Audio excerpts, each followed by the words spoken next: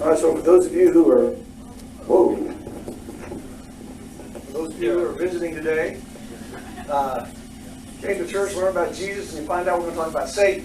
So that's kind of a surprise. And as we were sitting around, the group of us who were putting this all together, sitting around a kid's house a while back, deciding on who was going to teach what classes and stuff, and we got to the subject of Satan, and they all looked at me. And I'm thinking, are they showing? I want to believe this because of my military background. We're talking about spiritual warfare, so at least that's how I took it. That's what we're going to go with. That's my story, and I'm sticking to it. So, first of all, we're a little bit out of order. What we wanted to do originally was for Phil to teach about angels today, and then I would do Satan after that, because it kind of sets the stage, because there really are angels, and all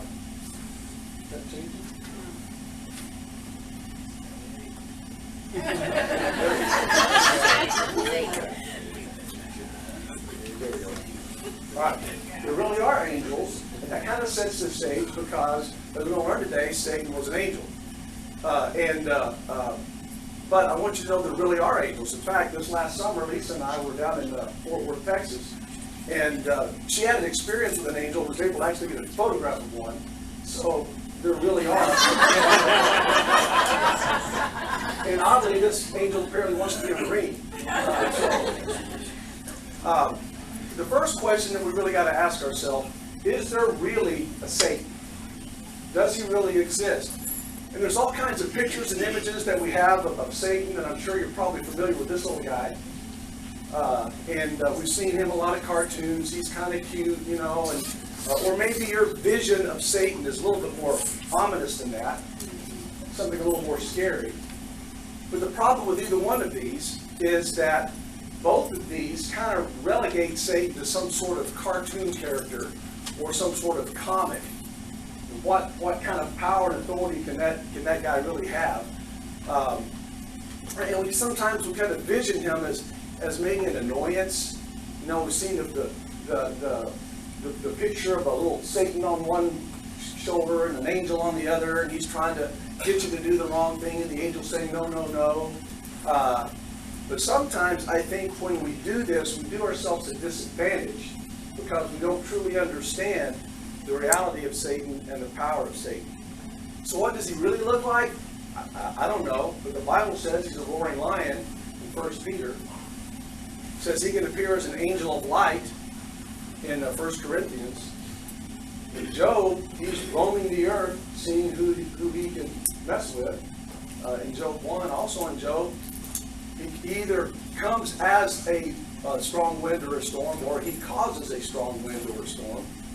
He also appears in Job as a raiding horde of Chaldeans. So there's a lot of different ways that Satan can appear and Satan can work. So what does he really look like? I don't know. But it's important to understand that he really does exist. So what we're going to try to talk about today, what we are going to talk about today, is who is Satan to begin with? Where did he come from? His origin. What are his attributes and characteristics? What power does he actually have? What tools does he use? And where is he? Where is he right now? So, to start with, a little bit of background. Believing that there is a devil served by evil angels is not popular in modern religion today. It's not. Believe it or not, a recent study indicates that most people don't even believe that there really is a Satan. 47% of evangelical Christians do not believe in Satan. 69% of Catholics don't believe in Satan. 65% of mainline Protestants don't believe there's a devil. And in contrast, it's odd that 97% of evangelical Christians believe in angels. So we want to believe in those good guys, but we don't even want to believe in that bad guy. I don't want to think about there really being a bad guy out there that's challenging us and causing the things that he causes. But denying that there is a Satan gives him the advantage. If we don't recognize there's an enemy, he's got the advantage. So it's important that we understand that there really is a Satan, and the Bible validates his existence. God tells us there's a Satan. He actually speaks with him in Job. He talks to Satan. He has a conversation with him. Jesus interacted with Satan when Satan was tempting him. So he has a conversation with Satan. Paul counsels us to be aware of the schemes that Satan has in 2 Corinthians, and we know, we talked a couple weeks ago about the armor of God is designed to protect us against the schemes of Satan. So the Bible verifies there really is a Satan. He's there. Denying his existence does nothing more than make us vulnerable. Creates vulnerability in us if we don't recognize that there really is an enemy that's there. Those statistics parallel with whether or not the believers are out? I don't know. I hear people say that. I'm sure that'd be another. I would imagine it may be similar. But the study that I looked at didn't really address that. We've lost the screen. Hey, Ron, what? You said 47% don't believe there's a Satan. Right. Does that go in conjunction with the same percentage of people that doesn't believe there's a God either? Are they Well, in the middle, or are they these were just against? This was a study of actual Christians, evangelical Christians. They did a survey of folks who went to church, who claimed to be Christians, and 47% of those Christians. That's not a generation, a population-wide study. That was just of Christians, of evangelical Christians or Catholics. Yeah, that's bad. Yeah. Right, so it's important. He's working already, guys. I told you, I was a little bit scared getting up here today because, when you start throwing punches, he'll punch back. So you got to know your enemy. It's important that you know your enemy. To deny the existence of Satan, then who is our battle against? What is it that influences us to do the wrong things that we do? Because we all know we're not perfect. We all sin. We all have different issues that we have to deal with. So whose fault is it? Well, if it's not Satan, if Satan is not the source of evil, then the only other explanation is it's innate within humans. That it's innate within us. And that causes us to do all kinds of things. First of all, we have a tendency to want to blame somebody else. Well, I'm this way, or I've done these things because of my parents, or because of who I was raised with, or because of the environment that I'm in, or because of a boss that I had, or because of we want to point the finger at someone else. And if we can't find someone else to point the finger at, then we end up saying, well, it must be me. I must be evil. I must be bad. I must be the source of all of this. And then, you know what that causes? All kinds of self-image issues, negative self-impressions, all kinds of psychiatric, psychological issues when we have to take on, or we know people who seem to take on the belief that I'm evil. I'm innately evil. Admitting that Satan is real really puts everything in its place. Satan is the source of evil, not our parents, not our environment, not even us. It's Satan. Now, that does not absolve us from all responsibility. It doesn't mean that we can just say, well, I can't help it because Satan's out there making me do all this stuff. Remember Flip Wilson? How many remember Flip Wilson? I'm dating myself. The devil made me buy this dress, right? The devil made me do it. But it does not absolve us from our actions. Remember in James 1, 13 through 15. Someone want to grab that and read that real quick? James 1, 13 through 15. When you got it, just let me know. When tempted, no one should say, God is tempting me. For God cannot be tempted by evil, nor does he tempt anyone. But each person is tempted when they are dragged away by their own evil desire and enticed. Then after desire is conceived, it gives birth to sin, and sin, when it is full grown, gives birth to death. So we are responsible. When we are enticed by our own evil desires. Now, that passage doesn't say that those evil desires originate within us. They are there. Satan provides those evil desires, but they are only our own evil desires. So we do have responsibility. We can't just fluff off all the responsibility onto someone else, onto Satan.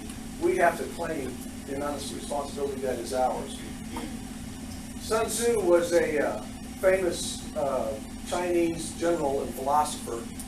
Anyone who's studied much of the military law, military arts, has heard of Sun Tzu. Wrote a book called The Art of War. I imagine that every great military leader who's ever lived since the first century has probably read Sun Tzu. But Sun Tzu says, if you know your enemy and you know yourself, you will not be imperiled in 100 battles. If you do not know your enemy, and you do know yourself, you're going to win some, you're going to lose some. But if you don't know your enemy, and you don't know yourself, you're in trouble. You're going to be imperiled in every single battle. So it's important that we know our enemy and we know ourselves. Because if we do that, it creates a degree of protection. So who is Satan and where did he come from? All right, first of all, a little bit of a caveat. The Bible does not explicitly tell us where Satan came from. There's not a book, chapter, and verse that says this is where Satan came from. Much of what we believe and what I'm going to talk about here is supposition that's based on logical conclusions. But if you stop and think about it, a lot of what we believe is based on logical conclusions and suppositions that we can pull from Scripture. I think God expects us to do that sometimes. Sometimes it's pretty clear. He tells us what he wants us to know. Sometimes we just got to figure it out from reading what the Scripture says. So what do I mean with that? First of all, God is a creator.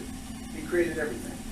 We believe that. As Christians, as followers of God, we believe he created everything. It wasn't a Big Bang. It wasn't, some other scientific phenomenon. It was God.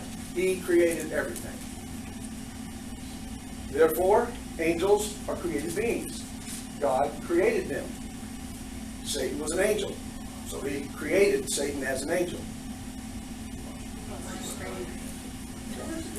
I wonder if it's some computers. That's weird.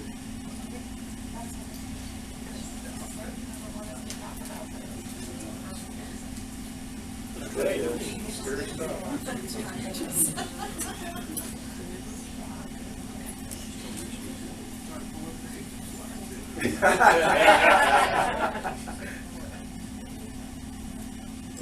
All plugged in and everything.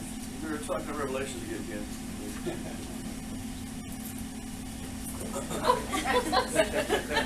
There we go. All right, there we go. Let me get my screen back up here. Angels were created with free will, just like humans were. They had free will. They can choose, right? And Satan was simply an angel who chose to be evil. He chose the wrong path.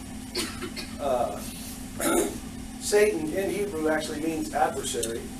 And the devil is a Greek translation of Satan, so that's where the two words Satan don't come from. Just threw that out there so we know how he got his name. He is the adversary. So Satan was created by God as an angel, as a cherub. I'm not going to get much into what a cherub is. Phil's going to talk to you a lot about that next week. We'll talk about it. He mentioned it last week, though, when he mentioned that a cherub is a warrior angel. He's a battle angel, often tasked with guarding something of significance in heaven. Really? This is weird. No, Royce, keep going. This is It may be a PowerPoint presentation. could be. I'm showing up on my screen here, so I don't. Yeah.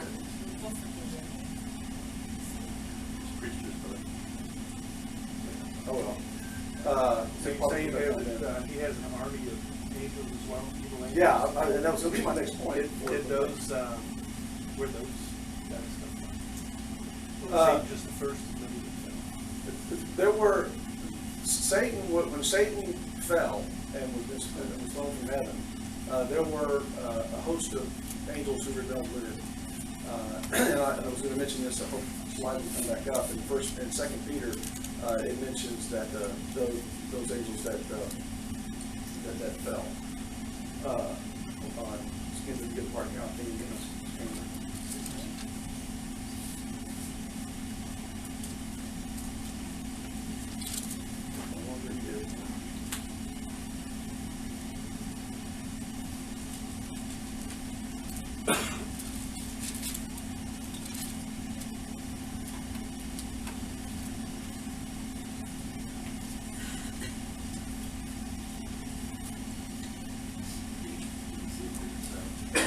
here. Okay, all right. Well, I'll just go ahead without the slides. And maybe they'll come back soon. Yeah. There they are. That was scary. That was really scary. You said 10 minutes ago. Oh, ye of little faith. All right. So if the Bible does not explicitly tell us these things, where am I getting this from? A couple of scriptures that I want us to read real quick. Isaiah 14, 12 through 15, if someone wants to look that up real quick. And Ezekiel 28, 12 through 18. So who has Isaiah? Someone shot. Who's got Isaiah? Now you have fallen from heaven, morning star, son of dawn. You have been cast down to the earth. You once laid low the nations. You said in your heart, I will ascend to the heavens. I will raise my throne above the stars of God. I will sit enthroned on the mount of assembly, on the utmost heights of Mount Zaphon. I will ascend above the tops of the clouds. I will make myself like the Most High, that you are brought down to the realm of the dead, to the depths of the pit. Okay. Ezekiel? Somebody on this side can get Ezekiel for me? Got it? Son of man, take up a lament concerning the king of Tyre, and say to him, this is what the sovereign Lord says. You are the seal of perfection, full of wisdom, and perfect in beauty. You are in Eden, the garden of God. Every precious stone adorned you. Carnelian, crystallite, and emerald, topaz, onyx, and jasper, lapis, turquoise, and beryl. Your settings and mountings were made of gold. On the day you were created, they were prepared. You were anointed as a guardian cherub, for so I ordained you. You were on the holy mount of God. You walked among the fiery stones. You were blameless in your ways from the day you were created till the wickedness was found in you. Through your widespread trade, you were filled with violence, and you sinned. So I drove you in disgrace from the mount of God, and I expelled you, guardian cherub, from among the fiery stones. Your heart became proud on account of your beauty, and you corrupted your wisdom because of your splendor. So I threw you to the earth. I made a spectacle of you before kings. By your many sins and dishonest trade, you have been desecrated. You have desecrated your sanctuaries. So I made a fire come out from you, and it consumed you. And I reduced you to ashes on the ground in the sight of all who were watching. All right. Now, these passages are actually prophecies against the king of Babylon and the king of Tyre.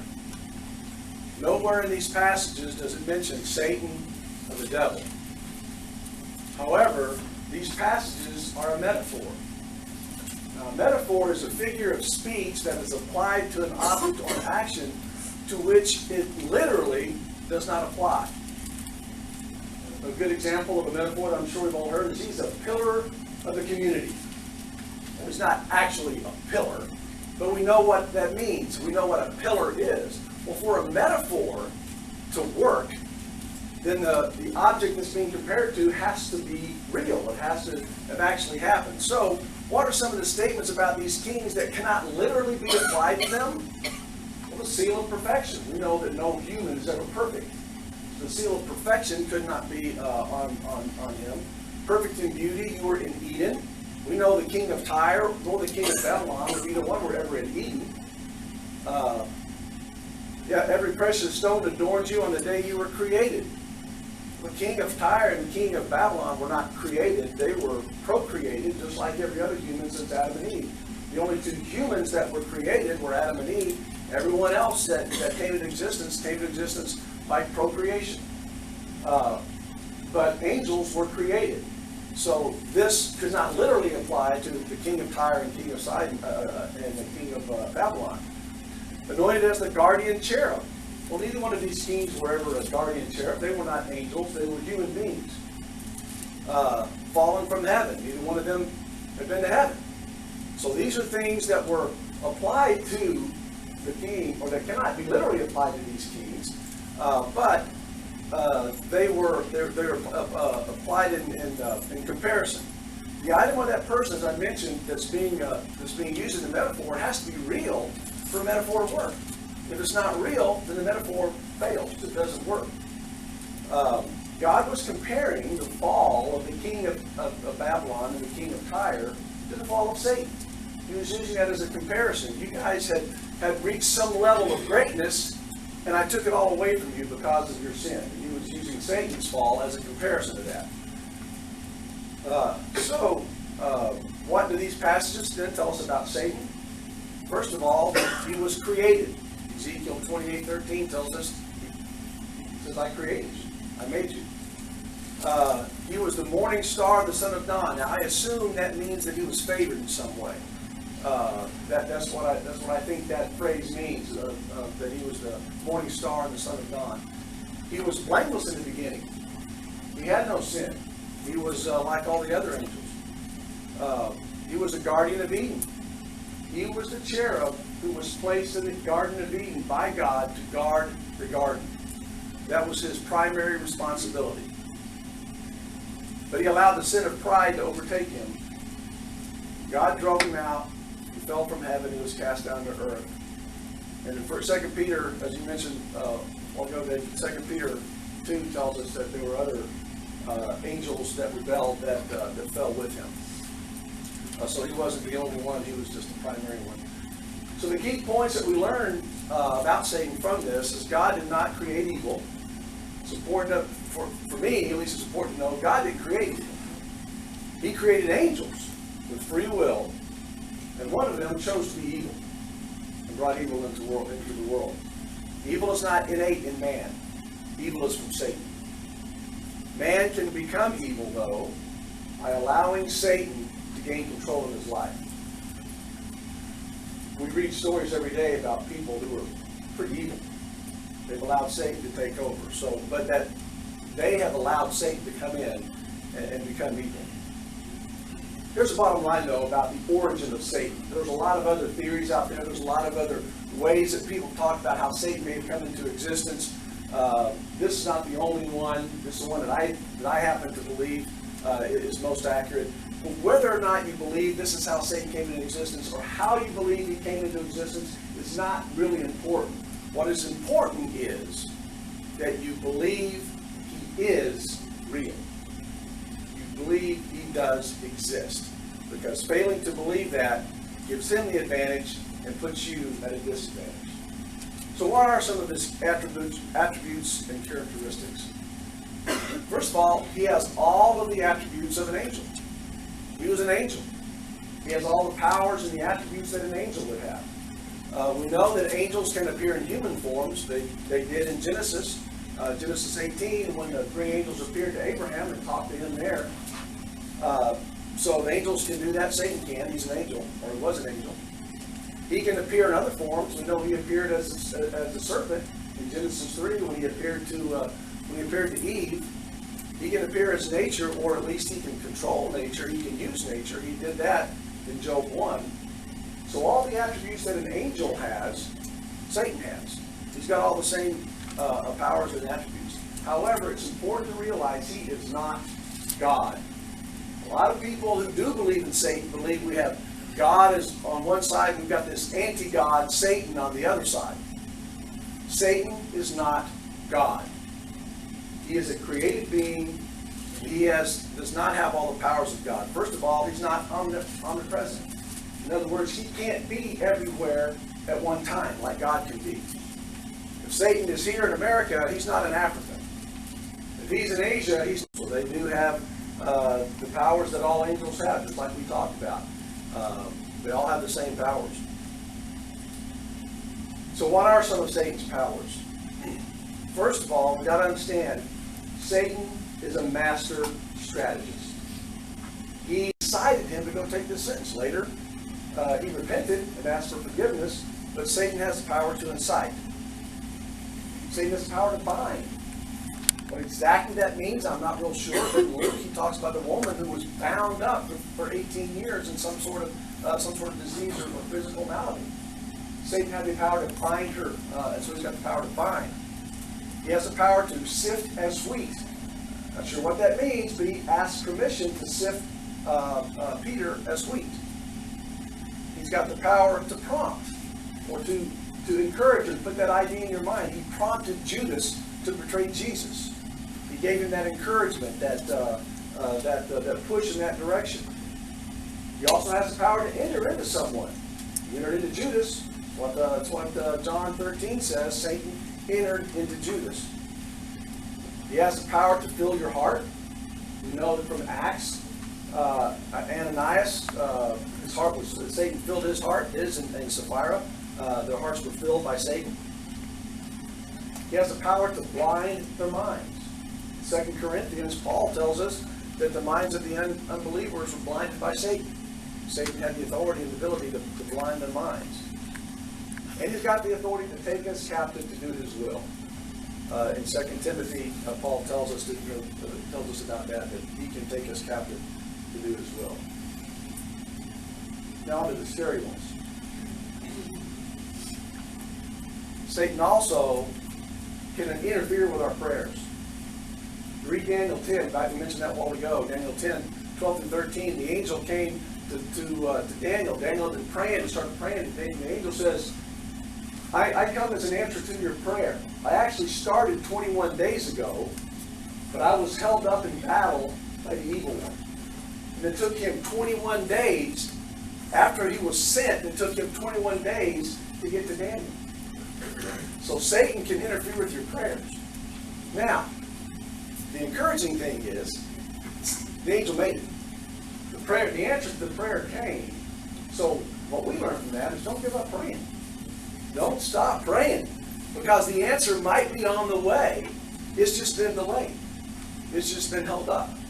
So don't stop praying. Daniel didn't. He prayed for 21 days until the angel appeared. Satan can destroy your property. He's reading in Job. He came and destroyed his sheep, stole his camels, used nature and used actual men, raiding forces to do those things. Satan can harm you. He infected Job with boils in Job 1. And Satan can kill. Satan killed Job's children. There's no way around it. He killed Job's children. He's got the ability and the power to do that. Now, don't be discouraged. We're not without hope. Remember, we talked about the weapons that we have. Phil talked about those a couple of weeks ago. He had a whole page of the different weapons that we have up there we can use against Satan. But we must realize, we've got to understand that we are in a battle with a being that has a lot of power. He is a powerful being. To follow up on what you're saying in Job, going back to the first chapter of Job 6 and 7, one day the angels came to present themselves before the Lord, and Satan also came with them. Right. The Lord said to Satan, where have you come from? So, all of those things, he has an audience with the Almighty, which is kind of... Yeah, I didn't go into that direction, because that's a whole other story about how he has access to God. But that's right, he does. He walked right up, God says, hey, what's going on? Basically, what's happening, Satan? Well, I just been walking around, see who I can mess with. Been wandering around, see who I can. What about Job? We'll talk a little bit about that in just a minute. So what are some of the tools that Satan has that he uses? From Job alone, we learn that Satan can work through nature and through circumstances and through people. Good people and bad people. First of all, he used evil people to harm. He used the Chaldeans and the Sabians. They came in and they attacked and they destroyed his property and stole his flocks. We can use nature to destroy. It was the wind that collapsed the house that Job's children was in and killed his children. He can use illness. He brought illness, he brought the sores on Job. And he even used good people to discourage him. Remember his friends. Bildad, Eliphaz, Zophar, and Elihu, and then even Job's wife. These were not bad people. These were Job's friend. They were coming to encourage Job, remember? And yet all they were doing was just, they basically saying, what have you done, Job? You gotta have done something. So, Satan can use even the good people sometimes to discourage us. He uses manipulation and seduction, and that one should be obvious. Every one of us knows what our weakness is. Every one of us knows what it is that tempts us, because we all have one sin that's just very difficult for us to deal with. And isn't it coincidental that our worst temptations always seem to appear in our weakest moments? Satan knows, and he's good at what he does. Now, does Satan still have the same power and authority that he had in the Old Testament and New Testament? I believe he does. I believe Satan has just the same power now as he did then. He hasn't been taken away. However, I think his tactics have changed. Russ, in referencing some of your stuff in 2 Corinthians 12, Paul says that I've been given a thorn in my flesh, a messenger from Satan to torment me. So he can send messengers as well when he doesn't have time to come to do his work. Absolutely. So if he did that in the Old Testament, Paul's in the New Testament, so absolutely. And we're probably going to get into that a little more in a couple of weeks when Phil talks about demons. He teaches about demons and evil angels. But absolutely. First of all, it's important to remember, Satan, as a master strategist, learns. And he learned a lot from Job. One of the things that he learned that's kind of encouraging to me is that oftentimes a frontal attack on a dedicated follower of God is just not effective. It doesn't work. It didn't work with Job. And my goodness, what else could Satan have taken away from Job? He took everything. He took his kids, he took his wealth, he took his family, he took his flocks, he took his health. He took everything away from him. And yet Job remained faithful to God. So Satan learned, okay, that didn't work too well. So now, I think he uses more deceit and deception. That's Satan's primary tactic today. Satan does have a master strategy. We can find that in Ephesians 4, verses 18 to 19. They are darkened in their understanding, separated from the life of God because of the ignorance that is in them due to the hardening of their hearts. Having lost all sensitivity, they have given themselves over to sensuality so as to indulge in every kind of impurity, and they are full of greed. So what does that tell us? Satan's primary goal first is to darken our understanding. What does that mean? To darken our understanding. Muddy the waters. Muddy the waters. How would he muddy the waters? I think in today's time, there's just so many, this playground is so vast. The internet, technology. A lot of these tactics now are just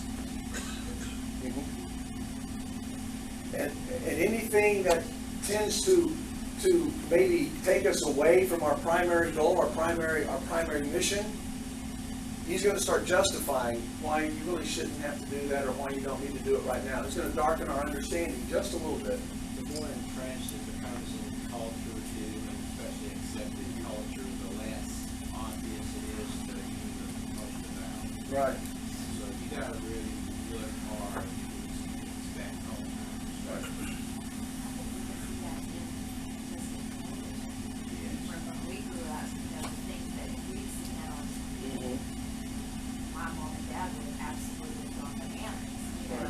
So what we see now, that's just mainstream, and we've become so accustomed to it that a lot of times it's famous anymore, and I think that's absolutely starting to Absolutely. Another thing that he does to darken our understanding is gives us many teachings. There was a lot of, even in the New Testament times, false teachers that were coming in to confuse. And I think that today, turn on the TV, you've got televangelists still, you've got radio, you've got churches on every corner, you've got political agendas, all preaching from the standpoint of Christianity, and he's just happy about that. He's like, they won't know what they can believe because they've got too much to sit through, and I think that's one of the ways he darkens our understanding. Once he starts darkening our understanding, what that leads to is a hardening of the heart.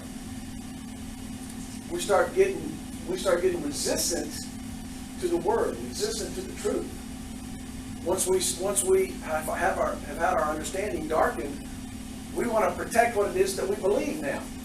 Our belief has gotten a little bit different, so we want to protect that. Our heart is hardened, and no longer can the truth pierce through that hard shell. And that leads to a loss of sensitivity. So now we get to the point where the Word can't affect us, where the truth can't make a difference, where it doesn't matter what someone says about what we're doing. It doesn't matter whether or not we're challenged about something that we're doing wrong, because we've lost the sensitivity. And that leads to immersion in sensuality. Now, what exactly does that mean? Anyone who's ever had to deal with any type of addictive type of situation knows what that means. Because you get to the point where whatever it was that satisfied you no longer satisfies you. So you have to go a little deeper. You have to try a little more. You have to take a little more. You have to experience a little more. You got to keep getting deeper and deeper into it, because it just doesn't satisfy you the way that it did. So we become immersed in this sensuality, and that eventually is going to lead to our spiritual destruction. This is Satan's master strategy. He starts with something simple, just darkening the understanding. And then eventually, it leads down the path to spiritual destruction. So where is he now? First of all, it's helpful to recognize the gravity of Satan's sin that resulted in his fall. He was assigned to the Garden of Eden. He was assigned to protect God's most precious creation. What was that? Adam and Eve. He was assigned to protect God's created children. How many of you, when you read a story or hear a story in the newspaper about a daycare worker or a babysitter who has abused a child or is not taking care of a child, and we think, man, if I was that parent, how would I feel? Why do you think God felt? When he assigned Satan to guard the Garden of Eden, and Satan tricked Eve and resulted in her sin and Satan's sin. So God wasn't happy. Not real sure. That's one of the big questions.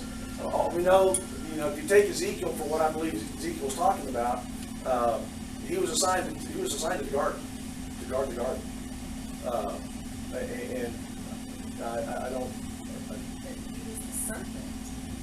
He appeared as the serpent to Eve. So was he guarding and then became, or was he? That's what I believe. I believe that while he was there, if you take Ezekiel for what it was worth, he allowed his pride to take over, and that was his first attempt to try to take over God.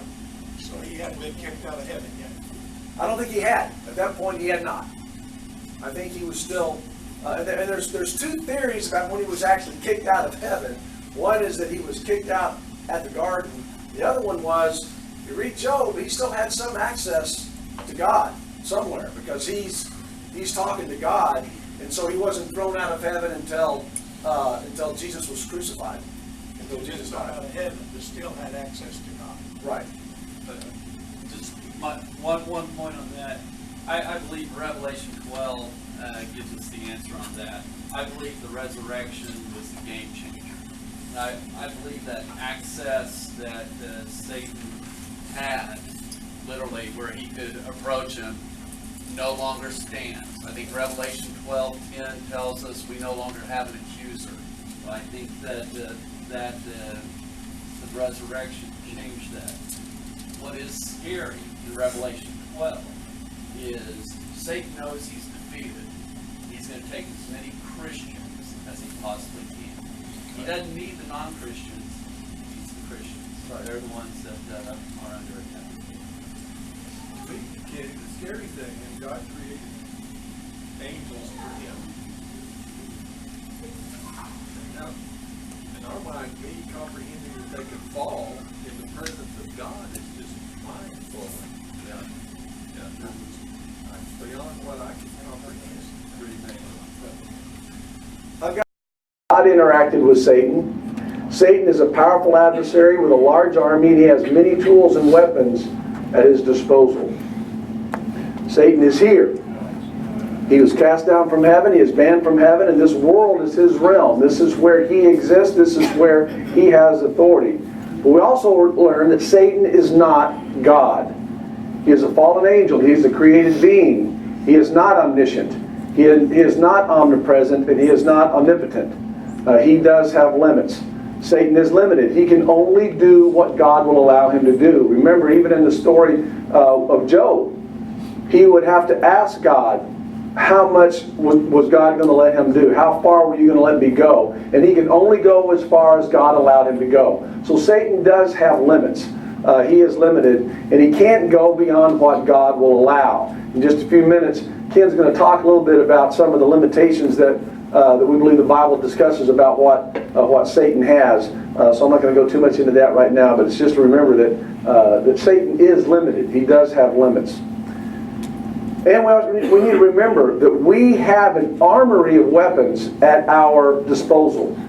An army with which to fight Satan. Phil mentioned those the other day, or a couple of weeks ago in his lesson. He had a whole page of weapons that we have at our disposal up there, including reading the scripture, prayer, and just a list of weapons. We have to remember that those are at our disposal to fight Satan. And we're a part of an army, the church, that provides us strength and resources, and that's where we really gain our strength. That's what the battle is about. That's where the war is fought.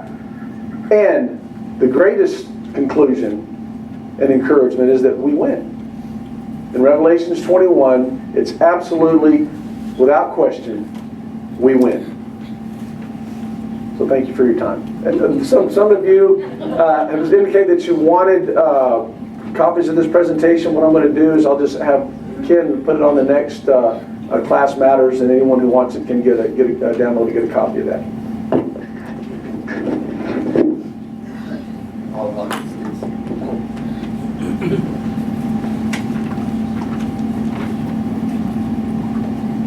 Okay, so this is part 2 of our 3-person act today. I did want to cover some of the conclusions, and I would love to have a full lesson on this, but I'm not going to do that today. So we're just going to quickly cover some things that I think are important in wrapping up knowing your enemy, Satan. I want to tell you that the Bible tells us 2 declarations of war, 2 declarations of spiritual warfare. Genesis 3 is the first one. It's in response to the serpent leading the woman astray. God declares war against the serpent, and he declares redemption for the woman. Revelation 12 tells us God won that war. That war is won. Russ mentioned Revelation 21, where we all win. That's going to be the 3rd victory. First victory was the resurrection. Second victory is when we die faithful unto the Lord. We will receive that victory at our death. We will join Jesus. That's victory number 2. Victory number 3, Revelation 21. Revelation 12 tells us God won the war at Jesus' resurrection. Satan was cast out of heaven. He lost his standing as accuser of God's people. Revelation 12:10, Satan no longer has standing before God. The way he went before God about Job, he no longer has that standing. He no longer has that power to stand before God and accuse us. That power is gone. That being the greatest limitation that Satan has today. Revelation 12, because Satan cannot defeat God, he turns his attention on God's followers. This is the 2nd declaration of war. The first, God declared war on Satan because he led the woman astray. Revelation 12, Satan can't defeat God, so he turns his attention to those who follow God. The war is against us. The war is against our soul. Who's going to join God in heaven? Who's going to join Satan in hell? Genesis 3, Revelation 12. Two prominent characters. And it's interesting to note that God could have called the serpent Satan. He could have called the woman Eve. Instead, the characters are listed as the serpent and the woman, because those characters are repeated in Revelation 12. The serpent is later referred to as the dragon, and in Revelation 12 revealed as the devil or Satan. God defeats the serpent. The woman, God declares redemption for the woman by way of victory coming from her offspring. So Satan declares war on the woman's offspring. This is where it gets a little tricky. We hear the word woman and we automatically assume female. Don't think of this as just a female character. Think of the woman as the personification of God's will and plan. The question we should ask isn't who is the woman, but we should ask what does the woman represent. The woman is that which produces an entity capable of not only withstanding Satan's attacks, but also produces an entity capable of crushing Satan. That comes in two forms.